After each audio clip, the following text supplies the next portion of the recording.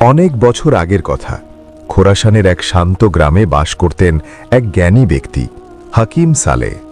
তিনি ছিলেন জ্ঞান, প্রজ্ঞা ও তাকওয়ার জন্য সুপরিচিত।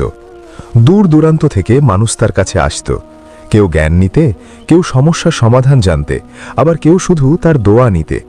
কিন্তু তার জীবনে ছিল এক অদ্ভুত সরলতা। তিনি কোনো রাজদরবারে যেতেন না, ক্ষমতার কাছে মাথা নত করতেন না। তিনি বলতেন, সত্যের পথ কখনো রাজপথ হয় না, কিন্তু সেটাই আল্লাহর কাছে সবচেয়ে প্রিয়। একদিন গভীর রাতে দরজায় জোরে কড়া নাড়ার শব্দ হল। দরজা খুলতেই দেখা গেল কয়েকজন সৈন্য দাঁড়িয়ে আছে। তাদের নেতা বলল, আমিরের আদেশ, আপনাকে এখনই রাজধানীতে যেতে হবে। সালেহ কিছু না বলেই প্রস্তুত হলেন।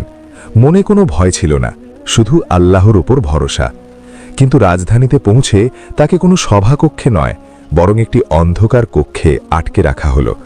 দিন যায়, রাত যায়, কেউ আসে না, কেউ কিছু বলে না, শুধু দিনে একবার খাবার দেওয়া হয়। তিনি বুঝলেন এটি কোনো ভুল নয়, বরং একটি পরীক্ষা। অন্ধকার সেই কক্ষে বসে তিনি ইবাদত করতেন, দোয়া করতেন।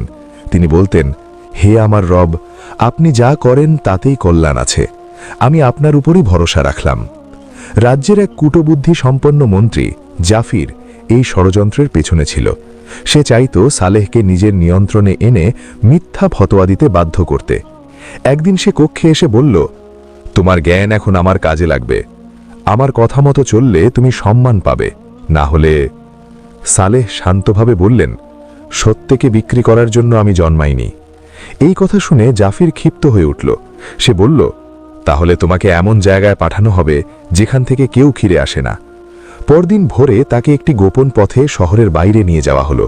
এক চালকের হাতে দায়িত্ব দেওয়া হলো তাকে একটি পরিত্যক্ত উপত্যকায় ফেলে আসার। দীর্ঘ পথ পাড়ি দিয়ে তারা পৌঁছল এক ভয়ঙ্কর জায়গায়। চারদিক পাহাড়ে ঘেরা, কোনো পথ নেই, কোনো মানুষ নেই। চালক কিছুটা দ্বিধায় পড়ে গেল। সে বলল, আমাকে ক্ষমা করবেন, আমি বাধ্য। সালেহ হাসলেন, তুমি তোমার দায়িত্ব পালন করছো, আল্লাহ তোমাকে ক্ষমা করুন। চালকের মন নরম হয়ে গেল। সে নিজের খাবার আর পানি থেকে কিছু দিয়ে বলল, এগুলো আপনার কাজে লাগতে পারে। একাকী সেই উপত্যকায় দাঁড়িয়ে সালেহ প্রথমে সিজদায় পড়ে গেলেন। তিনি বললেন, হে আমার রব, আপনি যা করেন তাতেই কল্যাণ আছে, আমি আপনার ওপরই ভরসা রাখলাম। তারপর শুরু হলো বেঁচে থাকার সংগ্রাম। তিনি পানির খোঁজে বের হলেন। কিছু দূরে পাখির আনাগোনা দেখে তিনি বুঝলেন সেখানে পানি থাকতে পারে। অবশেষে তিনি একটি ছোট ঝর্ণার মতো জায়গা পেলেন। ধীরে ধীরে পানি পড়ছে। পাশেই একটি ছোট গুহা, রাত কাটানোর জন্য যথেষ্ট। তিনি বুঝলেন আল্লাহ তাকে একা ফেলেননি। এক রাতে ইবাদতের সময় তিনি গুহার বাইরে এক ছায়া মূর্তি দেখতে পেলেন। বড় আকৃতি, উজ্জ্বল চোখ। এক মুহূর্তের জন্য ভয়ে এলেও তিনি নিজেকে সামলে নিলেন।